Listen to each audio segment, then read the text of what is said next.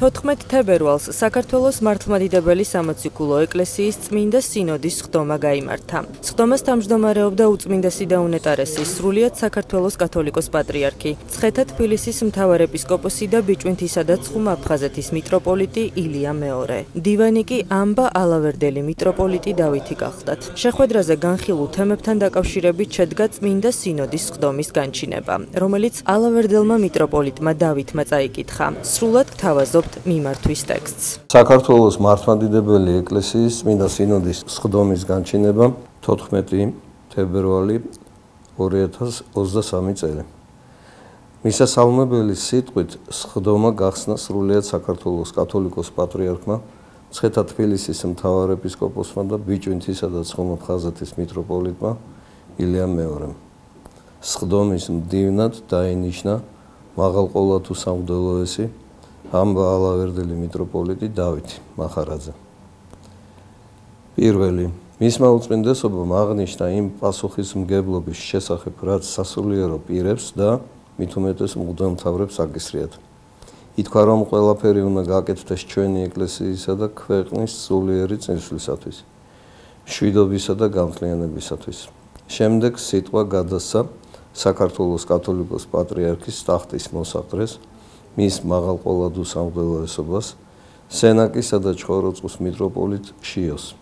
წმინდა სინოდის წევრების სახელით მიტროპოლიტმა შიომ საქართველოს კათოლიკოს პატრიარქს მიულოცა აღსახტრებიდან 45 და დაბადებიდან 90 წლის საიუბილეო თარიღები და თქვა: გამოვხატავთ თქვენს წინაშე შვილებრივ სიყვარულს და მადლობას თქვენი მამამთავრული ღვაწლისა და შრომისათვის, რომელიც გასიეთ ეკლესიის აღშენებლობისა და ერის სულიერი აღორძინებისათვის. გადაუჭარბებლად შეიძლება ითქვას, რომ ჩვენი ქვეყნის ისტორიისათვის ამ ურთულესი 45 წლის განმავლობაში თქვენი წინამძღოლობით და თქვენი სამოციქულო მსახურების შედეგად ღვთის შეწევნით ერის სულიერი მოქცევა მოხდა მეორედ. განსაკუთრებით გვინდა ასევე აღვნიშნოთ, რომ დღეს ყოველი ჩვენგანი მღვდელმთავრად თქვენი ხელდასმულია, რაც უნიკალური შემთხვევაა როგორც ჩვენი, ისე სხვა ეკლესიის ცხოვრებაში. გისურვოთ ჯანმრთელობასა და დღეგრძელობას და თქვენი წინამძღოლობით საქართველოს გამთლიანებას და ჩვენი ერის ერთსულოვნებას. მეორე, შემდეგ მისმა უწმინდესობამ აღნიშნა, რომ საჭიროა შეიქმნას ჯგუფები, რომელშიც გაერთიანებული იქნებიან მღვდელმთავრები და სხვადასხვა მიმართულების ექსპერტები, რათა შეისალონ საკითხები სინოდისათვის წარსადგენად. მესამე, სინოდის სხდომამ საქართველოს ეკლესიის დიდი ბრიტანეთისა და ირლანდიის ეპარქიაში განვითარებულ მოვლენებზე მოისმინა სრულიად საქართველოს კათოლიკოს პატრიარქის წინადადება და დაადგინა. დიდი ბრიტანეთისა და ირლანდიის ეპარქიის ზედამხედველობა დროებით გადაიბაროს სრულიად საქართველოს კათოლიკოს პატრიარქმა, ხოლო მაღალყოლადუ სამღვდელოესი მთავარეპისკოპოსი ზენონი დარჩეს დმანისისა და ლორეტ აშირის ეპარქიის მმართველ მღვდელმთავრად.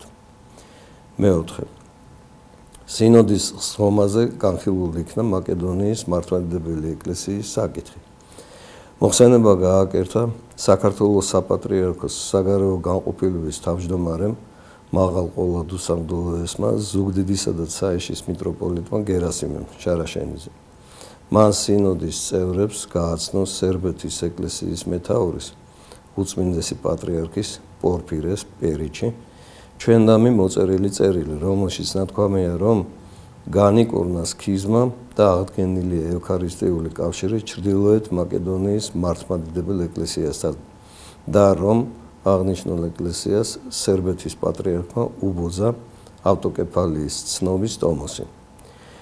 მაკედონიის ეკლესიის ავტოკეფალია სერბეთის ეკლესიის გარდა ასევე აღიარეს რუსეთის, ბულგარეთის, რუმინეთისა და ჩეხეთის და სლოვაკიის ეკლესიებმა, ხოლო მასთან ავტოკეფალიის აღიარების გარეშე ევქარისტიულ კავშირში შევიდნენ შემდეგი ეკლესიები: კონსტანტინოპოლის, ანტიოქიის, ელადისა და პოლონეთის. წმინდა სინოდმა დაადგინა საქართველოს ეკლესია ევქარისტიულ კავშირში შევიდეს მართლმადიდებელ ეკლესიასთან ჩრდილოეთ მაკედონიაში, რომლის მეთაურია უნეტარესი მთავარეპისკოპოსი სტეფანე ველიანოვსკი.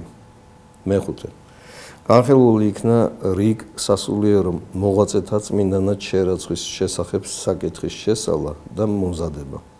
შემდეგი სინოდის სხდომაზე წარსადგენად დაევალა წმინდათა კანონიზაციის მოსამზადებელ კომისიას. მეექვსე წმინდა სინოდზე ისაუბრეს მსოფლიოს სხვადასხვა რეგიონში განვითარებულ მძიმე მოვლენებზე. ასევე ომზე, რომელიც უკრაინაში რუსეთის მიერ დაწყებულ სამხედრო მოქმედებებს მოჰყვა. აღინიშნა, რომ ომი საშინელება და დიდი ტრაგედიაა. იღუპება მშვიდობიანი მოსახლეობა და მეომრები. ნადგურდება ეკლესია, მონასტრები, ინფრასტრუქტურა, სოფლები და ქალაქები. ადგილი აქვს სხვა ნეგატიურ მოვლენებსაც, რის გამოც გამოითქვა დიდი მწუხარება. ითქვა, რომ საქართველოს ეკლესია ლოცულობს დაძაბულობის განმუხტვისათვის, ლოცულობს, რათა მოვლენებმა კიდევ უფრო სასიში ხასიათი არ მიიღოს და პირიქით უფალმა უკრაინასა და მსოფლიოს მოანიჭოს მშვიდობა. წმინდა სინოდმა გამოხატა მწუხარება თურქეთსა და სირიაში მომხდარი მიწისძვრის გამო და სამძიმარი გამოუცხადა დაღუპულთა და დაზარალებულთა ოჯახებს. მერთმა დაგლოცოთ.